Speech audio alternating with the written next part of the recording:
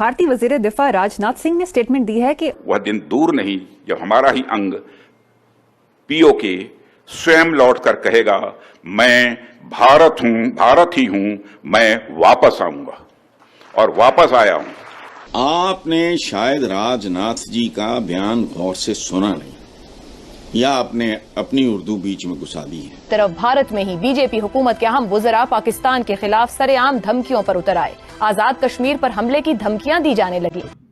India जो है वो नए नए सिलसिले शुरू कर रहा है। सुनने में आया कि एक्सरसाइजेस शुरू कर दी है इंडिया ने, कोई ऑपरेशन सिविल डिफेंस का शुरू कर दिया है बॉर्डर के ऊपर। से मुत्तसिल 4 रियासतों में आज शाम से जंगी मशकें शुरू करने का ऐलान किया है और इन जंगी मशकों के लिए इन 4 रियासतों में जंग के दौरान जो खतरे के तौर पर बजाए जाते हैं ना जंगी सायरन, वो बजाए जाएंगे। नमस्कार दोस्तों, एक बार फिर हमारे देश की तरफ से जोरदार हुंकार, पीओके पर हमारा अधिकार और बहुत जल्द जुड़ेगा वो भारत के साथ।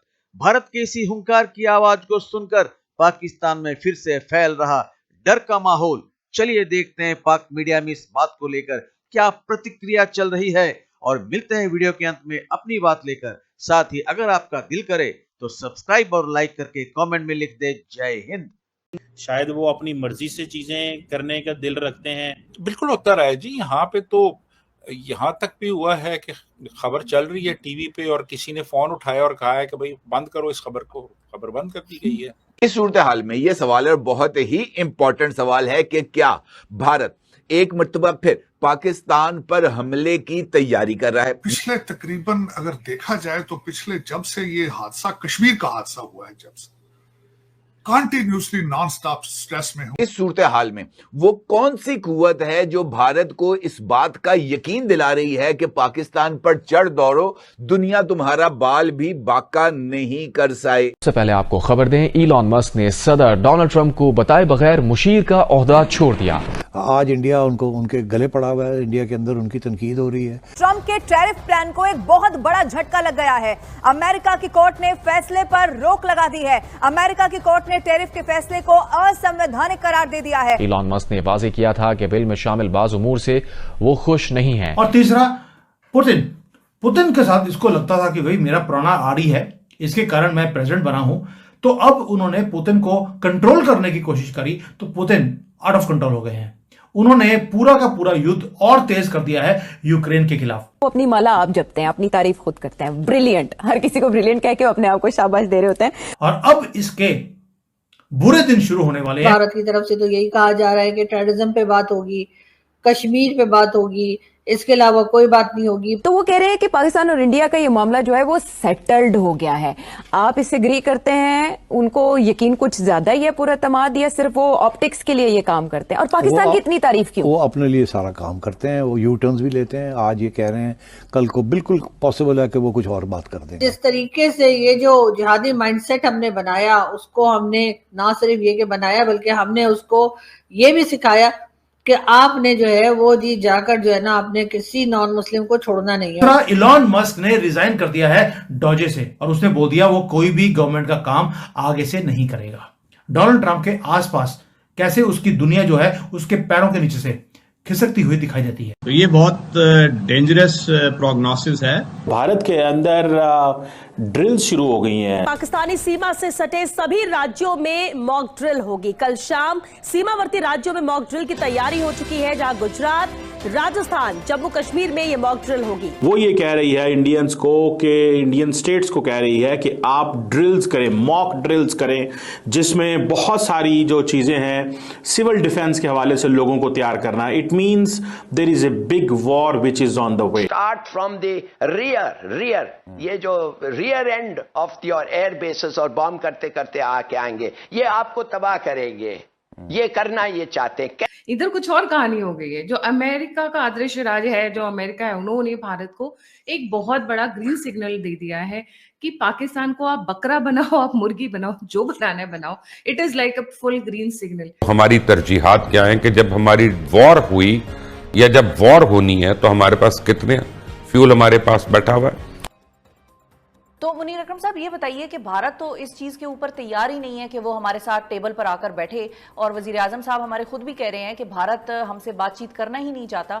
तो फिर क्या बातचीत के लिए भारत को मनाने के लिए भी हमें अमेरिका की जरूरत पड़ेगी? कि इंडिया एक विश्व गुरु बन गया है। हाँ। इंडिया अब चीन की भी नहीं सुनता, इंडिया अब अमेरिका की भी नहीं सुनता। एकदम से उठ के सवाल कर देते हैं कि जी उधर से मिसाइल आया तो इधर भावलपुर में क्यों गिर गया, उधर से मिसाइल आया तो मुरीद के पे क्यों गिर गया, अगर हम इतना खर्च कर रहे हैं तो उसको हमने क्यों नहीं रोका, उसको कैसे रोका।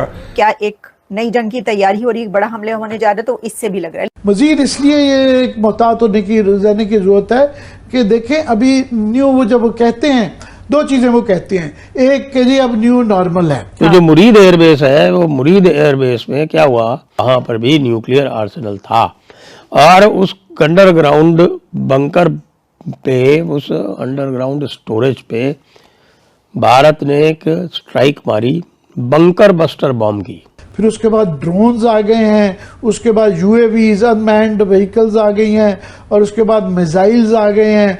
और उस होल से जो बंकर बस्टर अंदर जाके फटा है, उसने जो कुछ भी अंदर था उसका काम तमाम कर दिया है और उसमें इतनी तगड़ी आग लगी है। कहा पाकिस्तान हमसे सीधी जंग नहीं जीत सकता। ये बंकर बस्टर बॉम्ब वही है, वो जो स्पाइस बॉम्ब जिसका उपयोग किया गया था बालाकोट में।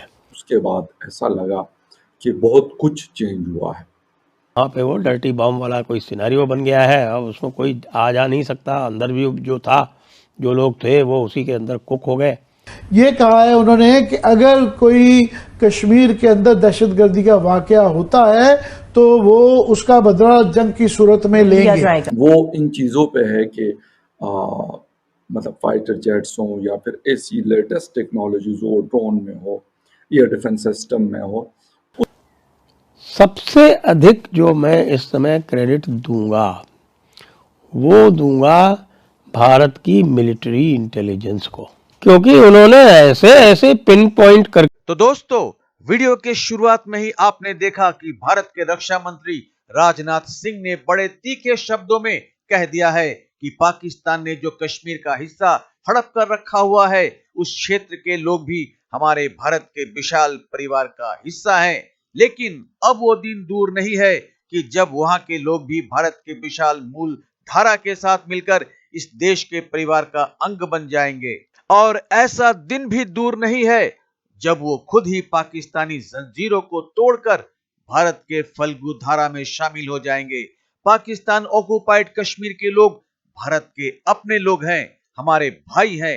एक दिन ऐसा भी आएगा जब वे स्वयं ही सारी पाकिस्तानी बेड़ियां तोड़कर भारत में आकर गले लगेंगे।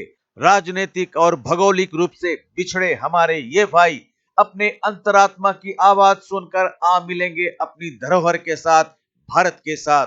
भारत ने अपना संयम कायम रखते हुए पाकिस्तान को उसके आतंकी हमले का जवाब देते समय भारत ने और कोई बड़ी कार्रवाई नहीं की।